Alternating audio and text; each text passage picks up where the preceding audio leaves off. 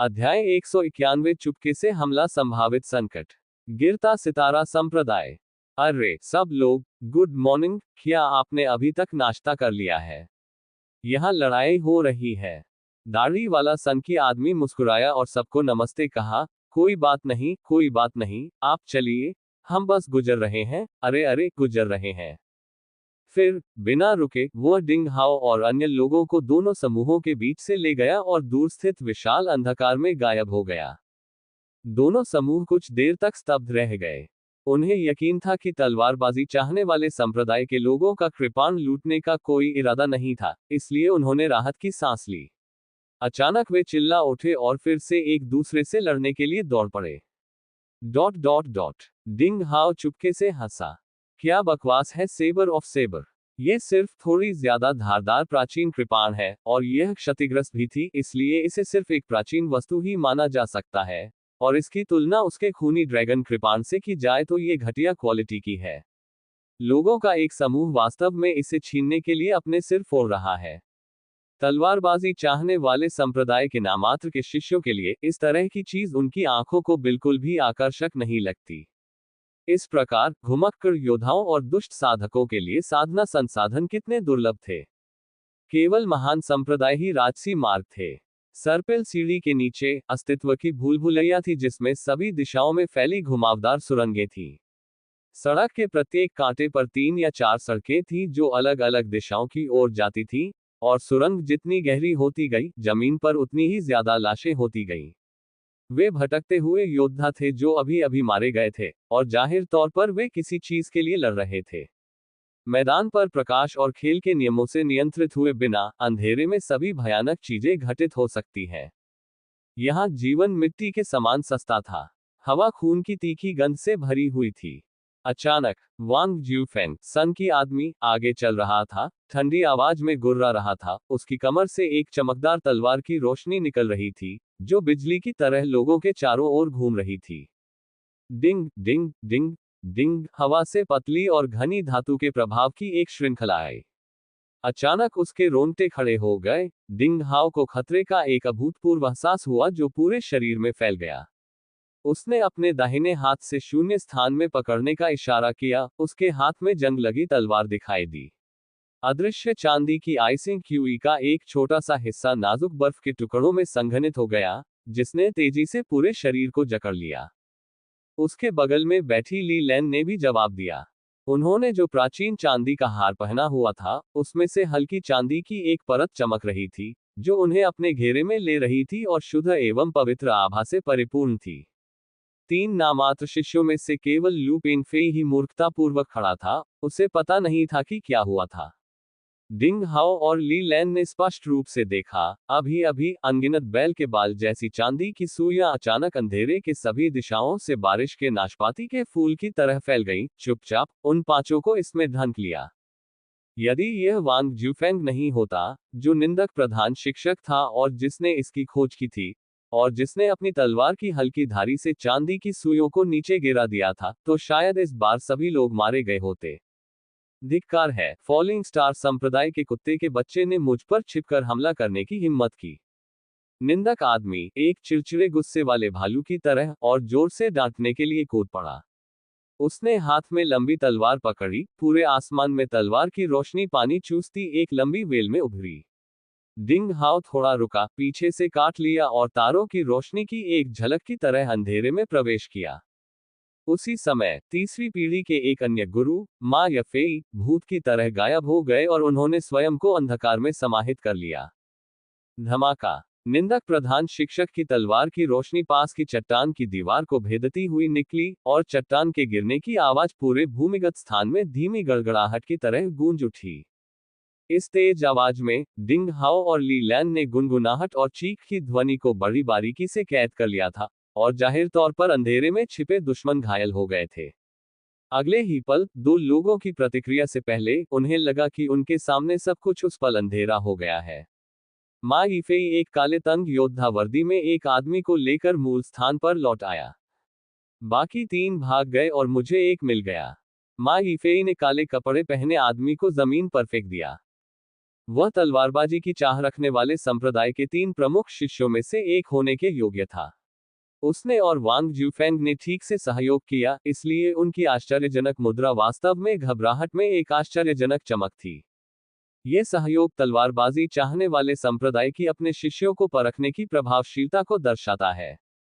छिपकर हमला करने की स्थिति में दोनों को घबराहट महसूस नहीं हुई। उन्होंने एक दूसरे से संवाद भी नहीं किया, लेकिन वे एक पल में श्रम विभाजन को समाप्त करने और वापस लड़ने में सक्षम थे, जैसे कि उन्होंने पहले से अनगिनत बार अभ्यास किया हो। पकड़ा गया व्यक्ति एक पीला युवक था, जिसका मुंह बाहर निकला हुआ था, ठोड़ी बंदर की तरह थी तथा चेहरा तीखा और दुष्ट था। भाड़ में जाओ, तुम्हें ईमानदार और स्पष्ट होना चाहिए, अन्यथा मैं तुम्हें जीवित नहीं रहने दूंगा। वांग ज्यूफेंग ने मूर्खतापूर्ण मुस्कुराहट के साथ अपनी मुट्ठी भींच ली। हे, तुम्हारा काम तमाम हो गया। काले कपड़े पहने व्यक्ति की आंखों में शिकायत और विष का भाव दिखाई दिया। उसने अपना सिर झुकाया, कुछ बार मुस्कुराया और गिर पड़ा। उसके शरीर में एक अजीब सी आभा उमड़ रही थी, और वह अचानक गुब्बारे की तरह फूल गया। अरे, सावधान रहो। वांग ज्यूफेंग का चेहरा बदल गया, और डिंग हाओ सहित 3 लोगों की रक्षा के लिए एक ज्वाला छोड़ी। अगले ही पल, टकराना, एक जोरदार विस्फोट। काले कपड़े पहने युवक ने सीधे विस्फोट किया।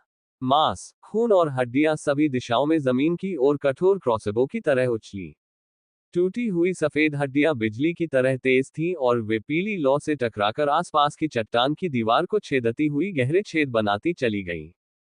ये कमीना बहुत क्रूर है। वांग ज्यूफेंग ने अपना सिर हिलाया। जब काले कपड़े वाला आदमी मर गया, तो सभी पुराने सुराग खो गए। सतह पर ऐसा लग रहा था कि कोई गुप्त रूप से तलवारबाजी चाहने वाले संप्रदाय के लोगों से निपटने की योजना बना रहा था। हालांकि विभिन्न प्रकार के लोग आपस में मिले हुए थे, और 9 संप्रदाय खुले और गुप्त तरीकों से एक दूसरे के खिलाफ लड़ रहे थे। अभी चांदी की सुइयों का इस्तेमाल फॉलिंग स्टार संप्रदाय द्वारा किया जाना चाहिए, जो अपने छिपे हुए हथियारों के लिए कुख्यात था, लेकिन इस बात से इनकार नहीं किया जा सकता था कि दूसरे संप्रदायों के किसी व्यक्ति ने उस पर दोष मढ़ने का इरादा किया था। हालांकि वांग ज्यूफेंग और मा यीफेई इससे बिल्कुल भी परेशान नहीं थे। पिछले कुछ सालों में उन्हें कई परिस्थितियों का सामना करना पड़ा था, इसलिए उन्होंने काले रंग के आदमी की धमकी को गंभीरता से नहीं लिया। थोड़े आराम के बाद उन्होंने 3 नए खिलाड़ियों को आगे बढ़ाना जारी रखा। 10 साल बाद आखिरकार मैं फिर से सीनियर भाई वांग से लड़ सकता हूं। मा यीफेई थोड़ा उत्साहित था। वह 20 के दशक के मध्य में एक थोड़ा शर्मीला युवक था। ऐसा लग रहा था कि वह निंदक आदमी का बहुत सम्मान करता था। वांग ज्यूफेंग ने कुछ नहीं कहा। मुझे सचमुच 10 साल पहले का समय याद आता है, अगर सीनियर भाई तांग अभी भी जीवित होते, मा यीफेई ने आगे कहा। चुप रहो। वांग ज्यूफेंग अचानक बिना किसी चेतावनी के क्रोधित हो गया और मा यीफेई को हिंसक तरीके से बाधित किया। इस समय निंदक प्रधान शिक्षक ने अचानक एक बहुत ही घमंडी और ठंडी आभा छोड़ी, एक पागल राक्षसी जानवर की तरह। वह किसी दूसरे व्यक्ति में बदल गया और ठंडा और गंभीर हो गया। डिंग हाओ को केवल यह महसूस हुआ कि उसके दिल पर एक प्राचीन पर्वत दबाव डाल रहा था। ली लैन ने अपना सिर झुकाया और हल्की सी आह भरी। मा यीफेई अचंभित था। क्रोधित होने के बजाय उसने अपना सिर झुकाया और विनम्रतापूर्वक कहा, मुझे खेद है, वरिष्ठ भाई वांग, मुझे ऐसा नहीं करना चाहिए था। अध्याय 192 चैटर बॉक्स अर्ध ठोस अंतरिक्ष गोदाम। वांग ज्यूफेंग ने आह भरी, और अचानक, बिना किसी चेतावनी के, वो पुनः हंसने और मजाक करने के स्वभाव में आ गया। उसने मा यीफेई के कंधे पर हल्के से थपथपाया और डिंग हाओ की ओर मुड़ गया। अरे 3 नौसिखियों, मुझे आज्ञाकारी ढंग से बताओ कि क्या तुम अभी डरे हुए थे या नहीं? अरे, अब तुम समझ गए हो, ये स्नो प्रांत है और यह एक जटिल जियागू दुनिया है। सतह पर हवा शांत है और हर कोई सामंजस्यपूर्ण है, लेकिन दूसरी ओर ये तूफानी है। कभी कभी, भले ही आप मर चुके हो, आपको नहीं पता कि आप क्यों मरे और किसने आपको मार डाला। कुछ देर रुकने के बाद उसने अपनी ठुड्डी को छुआ और कहा, डिंग हाओ और ली लैन ने अभी अच्छा काम किया है। अरे लू पेंग फेई, अगर तुम थोड़ा भी नहीं सुधरे, तो तुम मारे जाने वाले अगले व्यक्ति हो सकते हो। हर साइड ट्रायल के लिए कुछ नामात्र के शिष्य मारे जाते हैं। ओह हाँ, क्या तुम डर गए हो? डिंग हाओ और ली लैन ने अनिच्छा से अपना सिर हिलाया, और इस कुतिया ने फिर से नफरत पैदा कर दी। लू पेंगफेई बहुत डर गया था, इसलिए उसका चेहरा पीला पड़ गया था। जब से वह अंधेरे खंडहर में दाखिल हुआ था तब से वह बेचैन था। अभी अभी छापे ने उसे बुरी तरह डरा दिया था। अब वह इस बुरे शिक्षक से डर गया था। उसे लगा कि उसकी पिंडली मुड़ने लगी है। ठीक है, चलिए जारी रखते हैं। वह सनकी आदमी आगे की अंधेरी सुरंग की ओर मुड़ा। चलो लड़कों, ज्यादा चिंता मत करो। खतरा और संयोग एक साथ होते हैं। संप्रदाय ने तुम्हें इस खतरनाक जगह पर इसलिए भेजा है ताकि तुम मर न जाओ। तुम्हारे मानसिक दृष्टिकोण और शक्ति को प्रशिक्षित करने के अलावा यह तुम्हारे भाग्य और भाग्य के संयोग का परीक्षण भी है। वरिष्ठ भाई वांग और मैं जब नामात्र के शिष्य थे तब कई खतरनाक जगहों पर गए थे। माँ यीफेई ने मुस्कुराते हुए तीनों नौसिखियों का हौसला बढ़ाया। चलते चलते वह मुस्कुराया और बोला, आप पूर्वी अकादमी के हरे शर्ट के सबसे अच्छे शिष्य हैं। आमतौर पर प्रतिभाशाली शिष्यों का भाग्य अच्छा होता है। किसी न किसी तरह हमेशा एक रहस्यमय शक्ति होती है जो हर किसी के भाग्य को नियंत्रित करती है। संप्रदाय को उम्मीद है कि आप अपनी किस्मत पर भरोसा कर सकते हैं और इस खंडहर में कुछ हासिल कर सकते हैं। लेकिन क्या इस खंडहर की खोज 9 संप्रदायों के गुरुओं ने नहीं की है? हमें और क्या मिल सकता है? डिंग हाओ पूछे बिना नहीं रह सका। ये ठीक इसलिए है क्योंकि खंडहरों की खोज गुरुओं ने की है, इसलिए आपको एक मौका लेने के लिए भेजा गया है। यदि आपका भाग्य मजबूत है तो आपको यहाँ कुछ लाभ मिल सकता है। यदि आपको वास्तव में उन स्थलों पर भेजा जाता है जिनकी खोज नहीं की गई है, भले ही आपका भाग्य बहुत भाग्यशाली हो, लेकिन आपकी ताकत कई निषेधों को तोड़ने के लिए पर्याप्त मजबूत नहीं है। इसके बजाय आपको मार दिया जाएगा। इससे आपको नुकसान होगा। माँ यफेई ने चलते हुए कहा, बड़े धैर्य के साथ समझाते हुए, संप्रदाय परीक्षण की कठिनाई को संभालने में बेहद संतुलित है। इस संबंध में स्नो प्रांत के 9 संप्रदायों में से हमारा संप्रदाय बिल्कुल सर्वश्रेष्ठ है। शब्दों के बीच में उनमें पूर्ण गर्व और संप्रदाय पहचान का भाव था। तीसरी पीढ़ी के ऐसे दयालु मार्शल अंकल से मिलना दुर्लभ था जो हर सवाल का जवाब देते थे। डिंग हाओ की आदत तलवार मास्टर और कृपाण मास्टर की तरह थोड़ी बातूनी थी और उसने आगे कहा, तो क्या रेन शियाओ नाम का वह मोटा आदमी प्रकृति के नियमों की अवहेलना नहीं करता? वह बहुत भाग्यशाली है कि शायद उसे यहाँ कुछ मिल जाए। ठीक है, संप्रदाय उसे बहुत महत्व देता है। अगर इस बार कोई भी यहाँ कुछ पा सकता है तो रेन शियाओ शायद उनमें से एक है।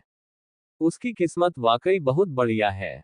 माँ यीफेई ने मुस्कुराते हुए कहा और फिर उसने डिंग हाओ से फिर कहा, हालांकि संप्रदाय को आपसे, ली मुयुन, लियांग फैक्सियो और ली लैन से बहुत उम्मीदें हैं। उन्होंने एक ही सांस में कई लोगों के नाम लिए, लेकिन लू पेंगफेई का जिक्र नहीं किया। उदास युवक ने अपना सिर झुका लिया और वह नहीं चाहता था कि दूसरे लोग उसकी नाराजगी भरी आंखों को देखें। लेकिन क्या हम बस एक मौका लेने जा रहे हैं? डिंग हाओ हैरान था और उसने पूछा, कमीने, कल रात तुमने क्या किया? मुझे लगता है कि तुम्हें पिटाई मिलनी चाहिए, है ना? मुख्य अध्यापक अचानक पलटा और चिल्लाया, कल भेजा गया पैम्फलेट कहाँ है? क्या तुमने इसे पढ़ा है? इसमें कई जगहों के बारे में बताया गया है जहां हम घूमने जा रहे हैं, और तुम उन्हें जानते तक नहीं। डिंग हाओ को लार से छिड़का गया, तुरंत अपना सिर झुका लिया और असहाय और दुखी होने का नाटक किया। वह कल रात पूरी रात व्यस्त रहा। उसने ली लैन द्वारा भेजा गया पैम्फलेट नहीं पढ़ा था। तभी सामने से आवाजों का शोर सुनाई दिया, जिसने अंधेरे में सन्नाटा तोड़ दिया। अच्छा, हम पहले अभियान स्थल पर आ गए हैं। अच्छा, ऐसा लगता है कि किसी ने इसे पहले ही खोज लिया है। सन की मुख्य शिक्षक ने सिर हिलाया और अपनी गति तेज कर दी। एक पल में पांचों काली सुरंग के अंत तक पहुंच गए। सामने भीड़ थी। दर्जनों मशालें जल रही थीं, जो असीम अंधकार को चीर रही थी। यह एक अंधेरी खाई थी। अंधेरी चट्टान ऊपर की ओर अंतरिक्ष के शीर्ष तक फैली हुई थी, और यह कम से कम हजारों मीटर ऊंची थी। खाई के नीचे कम से कम 100 से ज्यादा लोग थे। वे तनावपूर्ण माहौल में टकराव के कई समूहों में बंटे हुए थे। उन्हें किसी चीज को पकड़ने की कोशिश करनी चाहिए थी। जमीन पर दर्जनों लाशें पड़ी थीं, जाहिर है कि वे अभी अभी मरे थे। वे सभी दुष्ट साधक और घुमक्कड़ योद्धा थे, और उनमें से कोई भी 9 संप्रदायों से नहीं था। कौन? अगर तुम नहीं मरना चाहते तो बाहर निकल जाओ। ये पहले से ही हमारा है। डिंग हाओ और अन्य लोगों के कदमों की आवाज सुनकर भीड़ में से किसी ने जोरदार चिल्लाना शुरू कर दिया। सन की मुख्य शिक्षक खुशी से आगे बढ़े, पूरी तरह से पीली लौ से जलते हुए, और उन लोगों को बहुत विनम्र मुस्कान के साथ बधाई दी। हाय सबको। ओह अब दोपहर हो जानी चाहिए। ओह नमस्ते सबको, क्या आपने अपना दोपहर का भोजन किया है? मुझे अभी यहां से जाने के लिए किसने कहा? धिक्कार है, मुझसे ज्यादा घमंडी कौन था? खड़े हो जाओ और मुझे एक नजर देखने दो। भीड़ में अचानक ठंडी हवा के झोंके की आवाज आई। तलवारबाजी चाहने वाले संप्रदाय के लोग। व्यक्ति अपने नाम के लिए प्रसिद्ध है और वृक्ष अपनी छाया के लिए। 9 संप्रदाय अन्य संप्रदायों से ऊंचे थे, और उनके पास बहुत से गुरु थे जिनका गहरा प्रभाव था। भटकने वाले योद्धा और दुष्ट साधक उनकी बराबरी नहीं कर सकते थे। और वांग ज्यूफेंग द्वारा जारी क्यूई और आभा कम से कम कई मंजिलों तक ऊंची थी, और वे इतनी भयानक रूप से अभिमानी थी कि वे वर्तमान में सभी लोगों को बहा सकती थी। वह आदमी जिसने बिना सोचे समझे गाली दी थी, अचानक उत्तेजित हो गया, भीड़ में छिप गया और उसने पहचाने जाने के डर से एक फांक भी नहीं मारी। ये तलवारबाजी चाहने वाले संप्रदाय के दोस्त निकले। हमने असम्मानजनक व्यवहार किया। एक मध्यम आयु वर्ग के बुद्धिजीवी जैसे दिखने वाले व्यक्ति ने खड़े होकर अपना पंखा बंद किया और अपना हाथ ऊपर उठाया। मैं बादलों के शहर का गवर्नर हुआंग शिन हूं, और ये बादलों के शहर के संरक्षक योद्धा हैं। तलवारबाजी चाहने वाले संप्रदाय के दोस्तों से मिलकर मुझे खुशी हुई। पीले बाल और दाढ़ी वाले एक मोटे बूढ़े आदमी ने मुस्कुराते हुए कहा, हा, यह आने का सही समय है। हमें यहाँ एक अर्ध ठोस अंतरिक्ष गोदाम मिला है। हम दोनों स्वामित्व के लिए क्रमशः अपने स्टैंड पर अड़े हुए हैं। चून की तलवारबाजी चाहने वाले संप्रदाय के स्वामी यहाँ हैं, इसलिए कृपया हमारे लिए न्याय बनाए रखें, और हमें विश्वास है कि कुलीन और बड़े संप्रदायों के स्वामी एक कटोरे के पानी को समतल कर सकते हैं। एक और मजबूत आदमी ने अपने हाथों में एक परशु लेकर बड़ी मुस्कान के साथ कहा। जैसे ही बलवान व्यक्ति ने कहा, बादलों के शहर के मध्यम आयु वर्ग के बुद्धिजीवी और मोटे बूढ़े व्यक्ति दोनों की भौहें थोड़ी सिकुड़ गईं। अध्याय 193 बिल्ली लेबल बेशर्म सन की आदमी। इस अंधेरी खाई के नीचे वास्तव में एक पहले से अनदेखा अर्धठोस अंतरिक्ष गोदाम छिपा हुआ था। यह एक छोटा शस्त्रागार होना चाहिए था जिसका इस्तेमाल कभी प्राचीन संप्रदाय द्वारा किया जाता था। हालांकि समय बीतने के साथ ये जीर्ण शीर्ण हो गया था। आंतरिक स्थान अव्यवस्थित था और लोग चेतना के साथ इसकी जांच नहीं कर सकते थे। इसमें जो छिपा था उसे प्राप्त करने के लिए कोई व्यक्ति केवल अराजक स्थान में अपना हाथ बढ़ाने के लिए सबसे आदिम विधि का उपयोग कर सकता था ताकि उसमें खजाने को महसूस किया जा सके। अच्छी किस्मत से कोई दुर्लभ चीज मिल सकती है। अंतरिक्ष गोदाम का प्रवेश द्वार चट्टान के ठीक नीचे था, और ये 10 मीटर से भी कम व्यास वाला एक अंधेरा प्रकाश पिंड था, जिसमें एक हाथ भी रखा जा सकता था। इन दुष्ट साधकों ने गोदाम के स्वामित्व के लिए एक बड़ी लड़ाई की, और 1 दर्जन से अधिक लोग मारे गए। परशु रखने वाले मजबूत आदमी का दल कमजोर स्थिति में था और बहुत जल्द ही उन्हें बाहर निकाल दिया जाएगा। संयोग से डिंग हाओ और अन्य लोग आ गए। जैसा कि वह दिखने में असभ्य और पागल था, वह अपने असभ्य तरीके से कुछ हद तक परिष्कृत था। उसने बस अंतरिक्ष गोदाम के मुद्दे को स्पष्ट कर दिया, और शायद उन्हें अंतरिक्ष गोदाम का हिस्सा पाने का मौका मिल जाए। अरे, एक छिपा हुआ अंतरिक्ष गोदाम, बढ़िया सामान है। सन की आदमी मुस्कुराया और एक पल के लिए निरीक्षण करने के लिए खाई के नीचे चला गया, अंधेरे प्रकाश द्रव्यमान में अपना हाथ बढ़ाया। एक कामुक नजर के साथ, वह खड़खड़ाते हुए अंदर आंख मूंद कर टटोल रहा था। दुष्ट साधकों ने देखा कि निंदक व्यक्ति ने अंतरिक्ष गोदाम पर अनाधिकृत रूप से कब्जा कर लिया है, और वे हृदय से उसे ऐसा करने देने के लिए अत्यंत अनिच्छुक थे, लेकिन वे असहाय महसूस कर रहे थे। अरे, इसमें कुछ भी नहीं है। सन की आदमी ने गोदाम को 3 या 4 मिनट तक टटोला, उसका चेहरा बदल गया, उसने अपना हाथ बाहर निकाला और गाली गलौज करने लगा। उसकी किस्मत खराब थी और उसने आधे दिन तक टटोला, लेकिन उसे कुछ नहीं मिला और वह इतना गुस्से में था कि कूद पड़ा। दुष्ट किसान को राहत मिली। उन्हें डर था कि वह आदमी अंदर रखे खजाने को टटोल कर ले जाएगा। अब जबकि सब कुछ ठीक था और उनके पास अभी भी एक मौका था। ठीक है, हथियार रख दो। लड़ाई करना कितना बड़ा घोटाला है। अरे, तुम्हारा क्या? तुम क्या देख रहे हो? हथियार रख दो। मैं 1, 2 और 3 तक गिनूंगा। हर कोई लाइन में लगना शुरू कर देता है और एक एक करके खजाने की तलाश करता है। सन की आदमी अनुचित लग रहा था और उसने सभी को लाइन में लगने के लिए मजबूर करने का एक तरीका निकाला। इस व्यक्ति के क्रोध से विवश होकर दुष्ट साधकों को व्यंग्यपूर्ण मुस्कान के साथ पंक्ति में खड़ा होना पड़ा। हालांकि यह अभी भी एक व्यवहार्य तरीका था जो हताश लड़ाई से बेहतर था। पहले तो कुछ लोग लाइन में सेंध लगाना चाहते थे। वहां अव्यवस्था थी। सन की आदमी ने कई उपद्रवी लोगों को उठाकर लाइन के आखिर में फेंक दिया ताकि बदमाश साधक ईमानदार बन जाएं। जल्द ही 100 से ज्यादा लोगों की लंबी लाइन लग गई। सबसे आगे मोटा बूढ़ा आदमी था, दूसरे स्थान पर मध्यम आयु का बुद्धिजीवी था तथा 7वें स्थान पर परशुधारी बलवान आदमी था। ठीक है, ये सही है। तुम कतार में क्रम से खड़े हो और तुम एक अच्छे लड़के हो। मुझे उन लोगों से नफरत है जो लाइन में कटौती करते हैं और व्यवस्था का पालन नहीं करते। निंदक आदमी ने संतुष्टि के साथ सिर हिलाया और डिंग हाओ और लाइन में खड़े अन्य लोगों की ओर हाथ हिलाया और हंसा।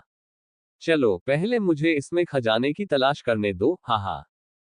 फिर एक बार फिर वह बेशर्मी से अपना हाथ अंधेरे प्रकाश के पिंड में डालने लगा। मोटे बूढ़े आदमी और अन्य लोगों के चेहरे अचानक बदल गए। यह अपमानजनक था। यह पूरी तरह से अनैतिक था। क्या उसने कहा है कि लाइन में कटौती करने की अनुमति नहीं है? क्या उसने ये भी कहा है कि उसे अव्यवस्था से सबसे अधिक नफरत है? तलवारबाजी चाहने वाले संप्रदाय के लोग लाइन में कटौती करके पहले क्यों छूते हैं? और आपने खुद इसमें 2 बार खजाने की तलाश की है। निंदक आदमी को इन सब की परवाह नहीं थी।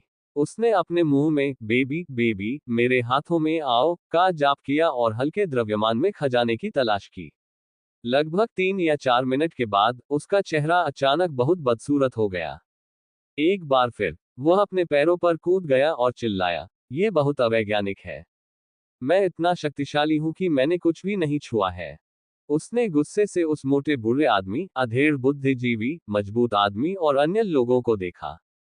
उसने पूछा, ईमानदारी से कहूं तो क्या तुमने मास में सभी चीजें नहीं प्राप्त की है? नहीं नहीं, हमारे पास इसमें खजाने की खोज करने का समय नहीं है। हाँ हाँ, सचमुच नहीं। अगर आपको विश्वास नहीं है तो आप मेरी तलाशी ले सकते हैं।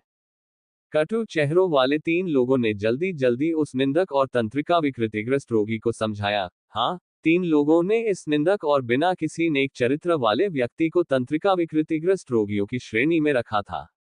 अरे, ऐसा इसलिए हुआ होगा क्योंकि आज सुबह जब मैं घर से निकला तो मैंने अपने हाथ नहीं धोए थे।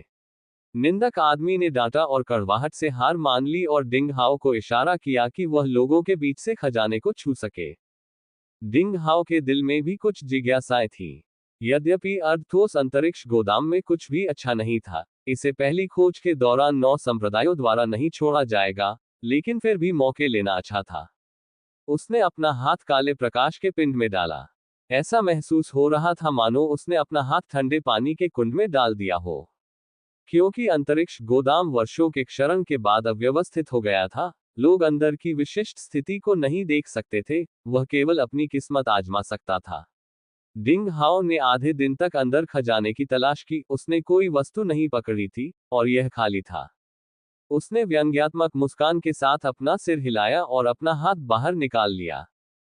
नहीं, तुम्हें कुछ भी महसूस नहीं हुआ।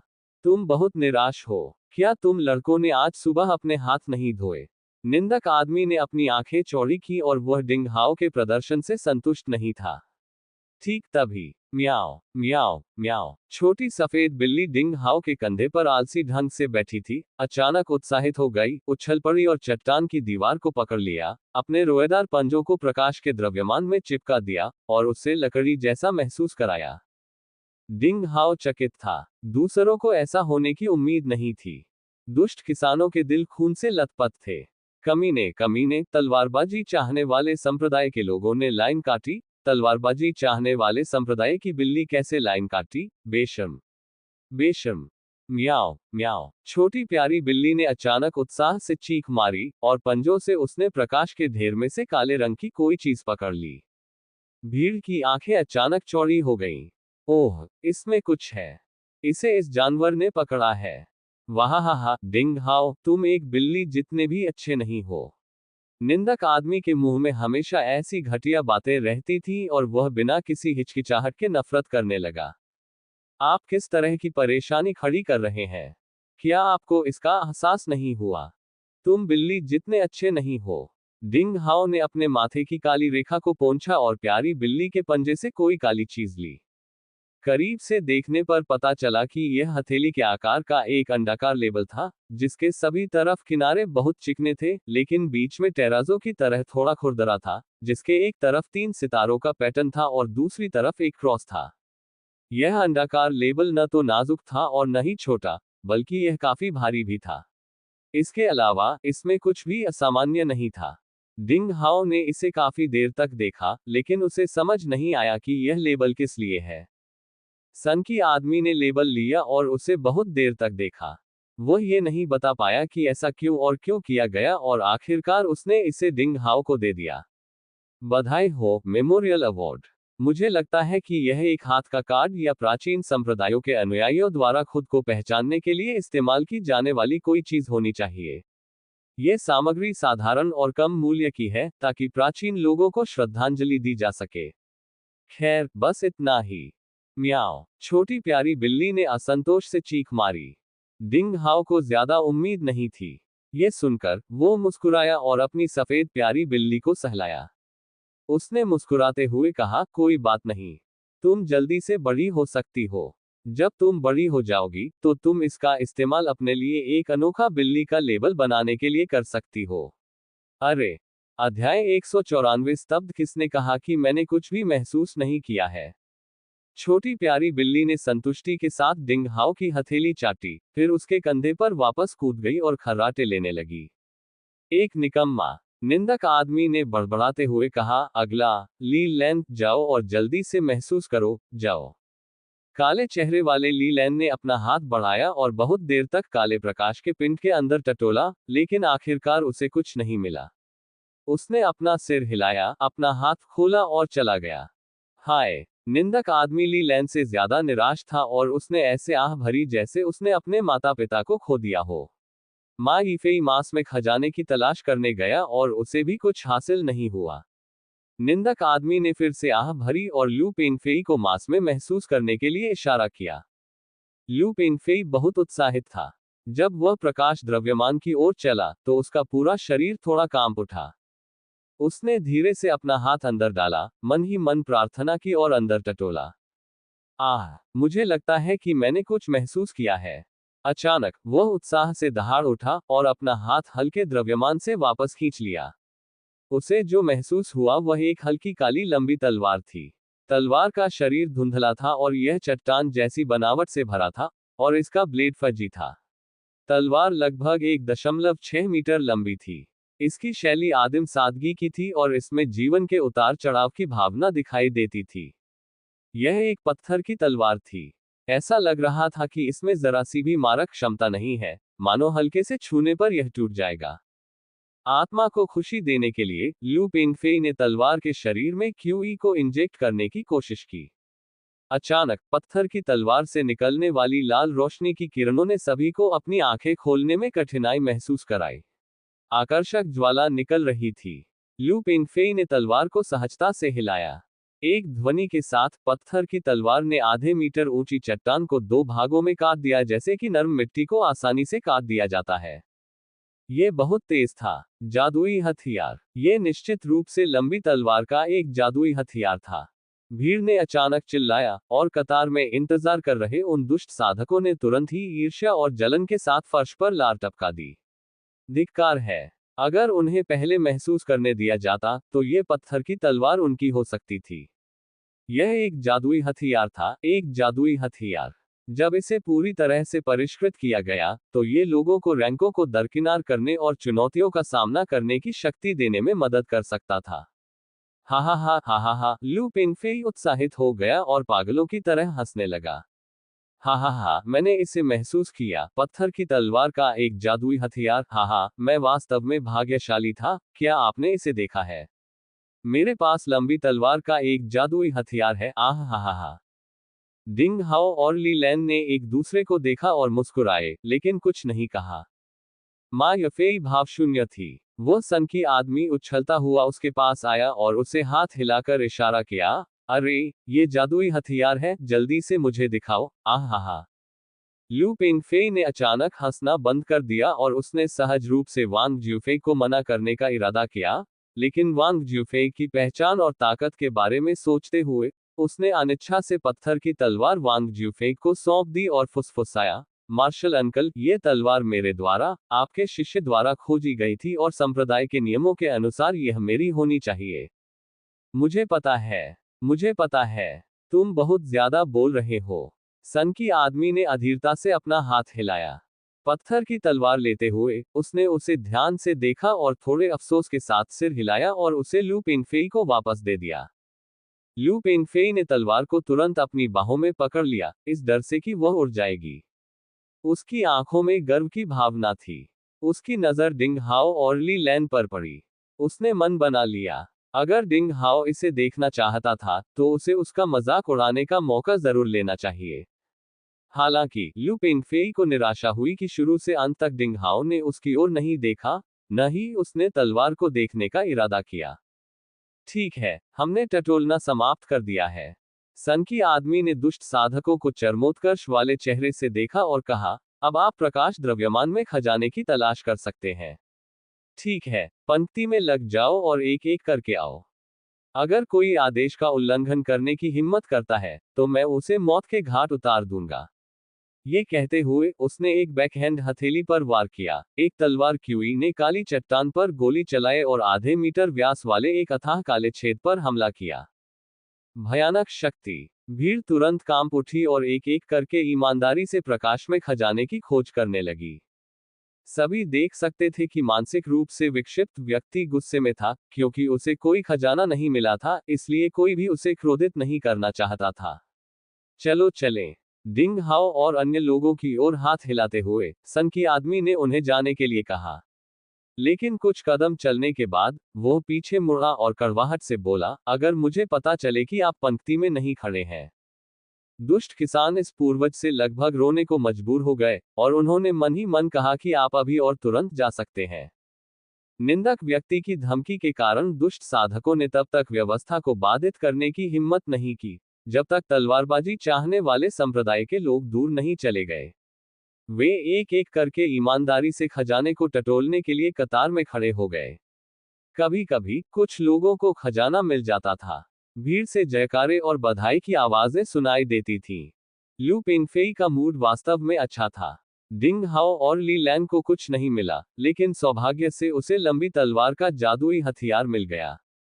इसका क्या मतलब था? इससे पता चलता है कि वह मार्शल आर्ट में डिंग हाओ और ली लैन से बहुत आगे था।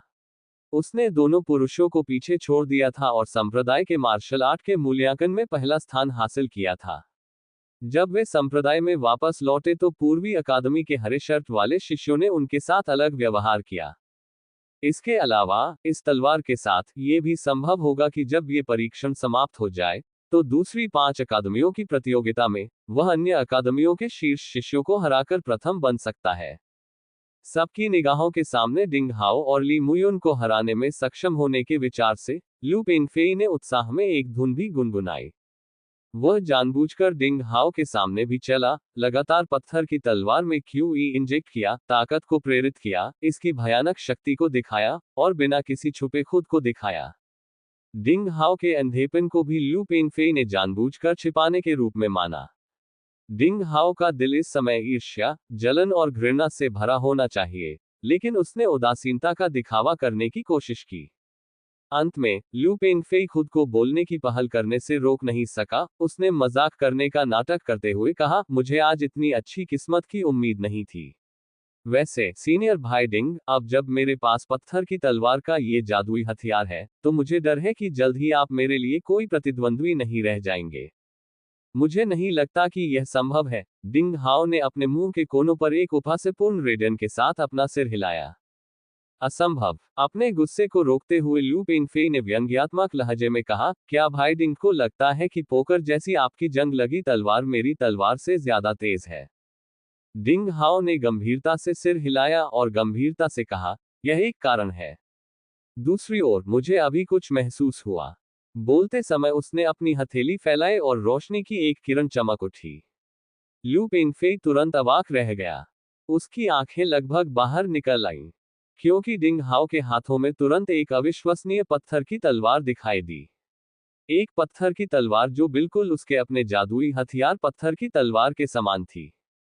यहाँ तक कि विभिन्न पहलुओं में आकार, चौड़ाई, मोटाई और नाजुकता की डिग्री के दृष्टिकोण से डिंग हाओ की पत्थर की तलवार की कारीगरी उसके पत्थर की तलवार के जादुई हथियार से कहीं अधिक थी। तुमने कुछ भी महसूस नहीं किया? क्या हो रहा है? लू पेंगफेई के चेहरे पर मुस्कान जम गई। वह समझ नहीं पाया कि उसने क्या देखा। ये कैसे हुआ? स्पष्ट रूप से डिंग हाओ ने अभी कुछ भी गड़बड़ नहीं की। अध्याय 195 भिन्नता पुरातन खंडहरों में आवाज। ओह, आपने अभी जो कहा, मैं तो बस मार्शल अंकल, मुख्य शिक्षक के साथ मिलकर उन दुष्ट साधकों को धोखा देने में सहयोग कर रहा था।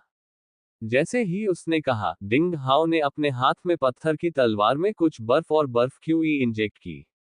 अचानक पत्थर की तलवार क्रिस्टल स्पष्ट हो गई और तलवार के शरीर से एक भयानक ठंडी रोशनी निकली।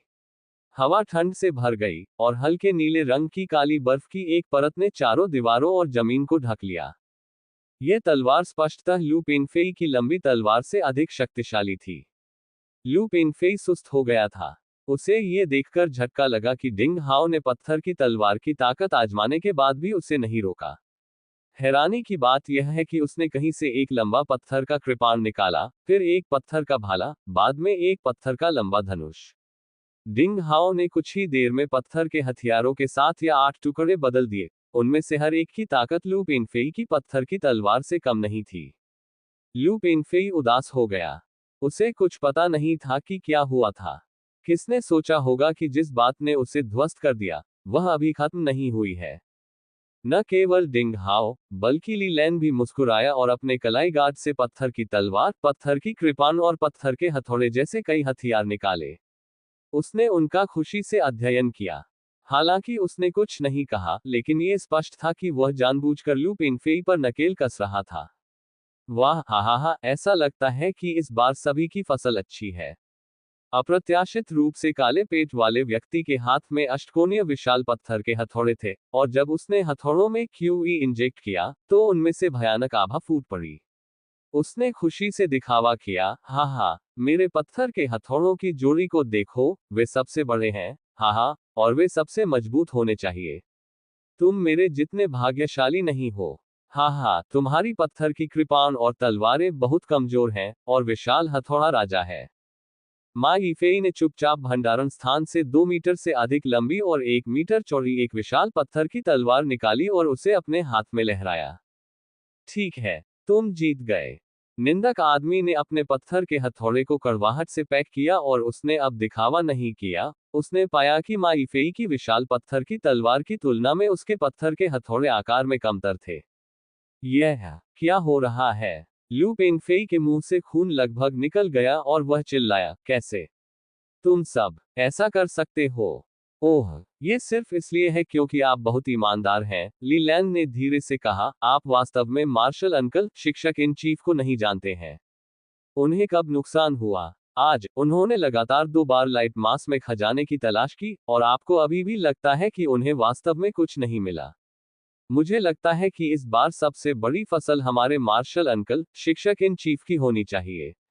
उन्होंने वास्तव में 2 बार खजाने के लिए हाथ पैर मारे हैं।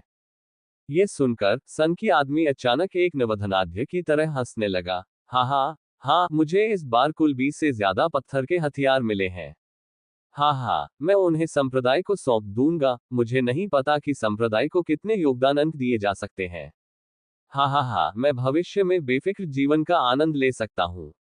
हाँ हाँ हाँ, मुझे 7 जादुई हथियार मिले। डिंग हाओ ने जो मिला उसे गिनकर कहा। 6। ली लैन खुशी से मुस्कुराई। 5। माँ यफेई ने भी अपने आंकड़े बताए। मैं। लू पेंगफेई रेत की तरह लग रहा था, और उसका चेहरा हरा और लाल हो गया। वह बदलावों से परिचित था, लेकिन उसे नहीं पता था कि क्या कहना है। उसने सोचा था कि उसने जादुई हथियार के स्तर पर पत्थर की तलवार को महसूस किया है। आखिरकार वह एक बार खुद को दिखा सकता है। लेकिन किसने सोचा होगा कि इस बार सबसे बेवकूफ और दुखी व्यक्ति अभी भी वह खुद था। दूसरों को जो मिला था वह मात्रा और गुणवत्ता में उससे कई गुना था, लेकिन वह खुद को बेवकूफ की तरह दिखाने के लिए उत्सुक था। तुमने ये जानबूझकर किया होगा। तुम जानबूझकर मुझे परेशान कर रहे हो। लू पेंगफेई पागल हो रहा था। जानबूझकर तुम्हें दबा रहे हो। ली लैन ने उसे तिरछी नजर से देखा और थोड़ी अवमानना के साथ कहा, हमारे पास तुम्हारे साथ खेलने का समय नहीं है। इतने सारे दुष्ट साधकों के सामने ये स्वाभाविक है कि तुम अच्छी चीजें प्राप्त करते समय कम प्रोफाइल रखो और उन्हें छिपाओ ताकि दूसरों का लालच आकर्षित न हो। इस बारे में बात करते हुए ली लैन ने डिंग हाओ को एक नजर से देखा और कहा, वरिष्ठ भाई डिंग खजाने की तलाश करने वाले दूसरे व्यक्ति हैं। वह इतने कम समय में मार्शल अंकल वान के प्रदर्शन को देख सकते थे। आप ऊपर जाने वाले आखिरी व्यक्ति हैं और आपके पास देखने के लिए बहुत समय है, लेकिन आप इसे नहीं देख सकते और फिर भी दूसरों को दोष दे रहे हैं। लू पेंगफेई अवाक रह गया। हाँ बेटा, होशियार बनना सीखो और अपनी नजरें भी अच्छी रखो। अभी तुम वाकई बेवकूफ थे। वांग ज्यूफेग ने लू पेंगफेई को एक सफेद नजर से देखा। धीरे धीरे उसे इस शिष्य में दिलचस्पी खत्म हो गई जो थोड़ा होशियार था लेकिन असल में बेकार था। वह डिंग हाओ की ओर मुड़ा, मुस्कुराया और बोला, छोटे दोस्त डिंग, तुमने अभी मेरे प्रदर्शन को कैसे समझ लिया? क्या मेरा अभिनय इतना वास्तविक नहीं है? डिंग हाओ ने ईमानदारी से कहा, ओह, वास्तव में आपका अभिनय वास्तव में जीवंत है और कोई भी इसे नहीं देख सकता है। हालांकि हम सभी आपके और आपके लाभ उठाने लेकिन हारने नहीं के चरित्र के बारे में जानते हैं। अपने गुस्से के साथ, अगर आपके पास कोई खजाना नहीं है तो आप उन दुष्ट साधकों को खजाने के लिए कैसे टटोलने दे सकते हैं? कंजूस के लिए आखिरकार अपने पंख उखाड़ने के लिए तैयार होने की एकमात्र शर्त यह है कि उसके पास पर्याप्त है। निंदक आदमी। ली लैन और माई फेई अपनी हंसी रोक नहीं सके। निंदक आदमी ने कहा, क्या तुम मेरी प्रशंसा कर रहे हो या मेरी निंदा कर रहे हो? मैंने तय किया है कि जब मैं संप्रदाय में वापस लौटूंगा तो मैं तुम्हें दिन में 10 बार व्यायाम करने के लिए मजबूर करूंगा। डिंग हाओ, छोटी प्यारी बिल्ली, म्याओ। लोगों का समूह बातें कर रहा था और हंस रहा था और माहौल बहुत सौहार्दपूर्ण था। केवल लू पेंगफेई का चेहरा उदास था और वह चुप था, और उसने पाया कि वह इस छोटी सी टीम में शामिल होने में पूरी तरह से असमर्थ था। उसने डिंग हाओ और अन्य लोगों को बढ़ती हुई दुर्भावना और ईर्ष्या के साथ देखा, लेकिन उसने सावधानी से अपनी अभिव्यक्ति को छिपा लिया। अन्य लोगों की असावधानी का फायदा उठाते हुए उसने उनकी बाहों में हाथ डाला, एक कसकर फिट होने वाली चांदी की अंगूठी को महसूस किया और अपना मन बना लिया। हालांकि तभी अचानक परिवर्तन, धमाका। किसी को नहीं पता था कि अचानक खंडहरों के बीच से एक बहुत बड़ी गर्जना क्यों हुई और जमीन जोर से हिलने लगी। बजरी और धूल भूकंप की तरह गिरने लगी, जो बेहद भयानक थी। आह, जीवित प्राणियों का स्वाद। मैं जीवित प्राणियों का स्वाद सूंघ रहा हूं। अब खेल शुरू होता है। दुष्ट कीड़े मेरे देव महल के द्वार पर आक्रमण करने का साहस करते हैं। अब अपने मीठे खून और दुष्ट जीवन से मुझे खुश करो। खंडहर में सभी के कानों में एक पागल सी आवाज गूंज रही थी।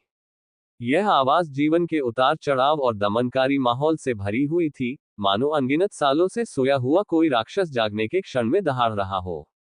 अंधेरे खंडहरों में हर जगह एक अवर्णनीय आभा फैल गई।